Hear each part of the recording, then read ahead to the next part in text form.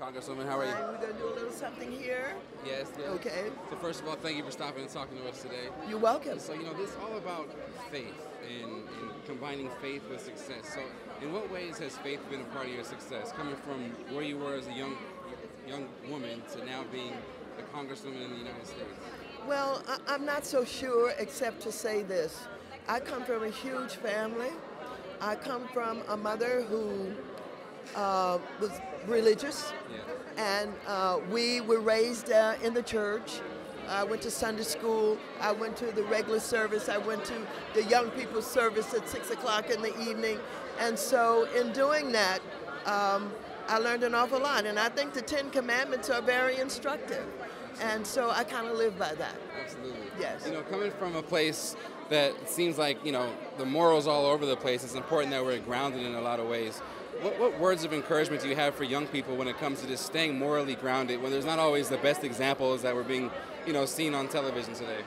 Well, I really do think that at some point in time, people have to really understand themselves, and they've got to get grounded. And you've really got to be honest with yourself. Who am I? What do I care about? How do I feel about the homeless people? How do I feel about children suffering?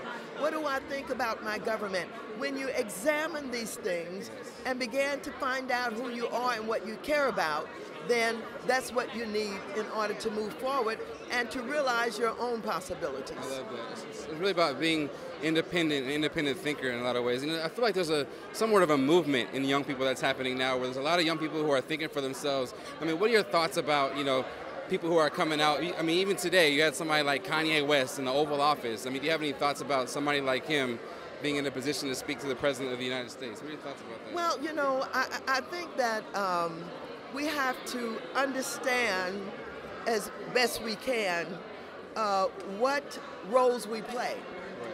And we have to understand, what's our lane.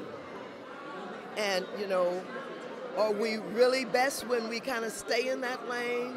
Or when we venture out of that lane and we don't understand what we're going into, whether or not that's going to cause us problems. And so I know about Kanye and the fact that he met with the president today. And Kanye told us he's got problems, and I believe it. For sure. What are your thoughts about people like Candace Owens, who are kind of igniting a big fire, in the hearts of young people, not just black, but people all over the country? What do you think when you see this young? I really believe in the Constitution, and I really believe in democracy. People have a right to think for themselves, to articulate, their thoughts, to protest, and all of that. So I am absolutely supportive of people who have something to say and they want to say it. Go ahead and do it. For sure. Last question. I know you got to run. But when it comes to protesting, we're seeing so much of that taking place today.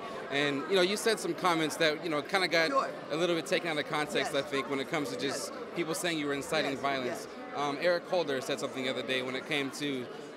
He said when they go low, we kick them. Do you have any thoughts about that? Because it seems like somebody potentially could get hurt if those kind of words are taken out of context. Well, listen, I believe in protest. It's guaranteed to us by the Constitution of the United States of America. And had it not been for Dr. Martin Luther King and rallying and protesting, had it not been for organized labor rallying and protesting, for our rights or for equal pay, for benefits, all of that, we would not be where we are today. And so I think that we don't go around asking people, may I protest you? No. If you feel that you have something to say and you want to connect with the larger community and you want to be heard, then I think you should do what the Constitution guarantees, and that is exercise your right to freedom of speech and protest. Absolutely. And like Dr. King, he was all about nonviolence, so I assume we should be doing Protest cannot be deemed violent. The only thing that can be deemed violent is if you touch somebody, you hit somebody, you shoot somebody. But if you're just talking and you're expressing yourself, that is not being violent. I don't believe in violent protests. I believe in peaceful protests. And I believe that the bottom line to all of this is you have a right to do it. And I shall not have it redefined by this president or anybody else.